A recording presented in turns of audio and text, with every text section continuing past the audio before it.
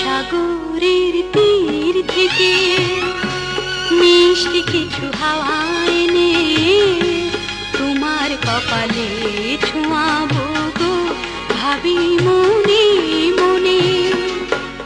আকাশের নীল থেকে তারার কান্তি এনে তোমার নয়নে ছড়াবো গো, ভাবি মনে মনে।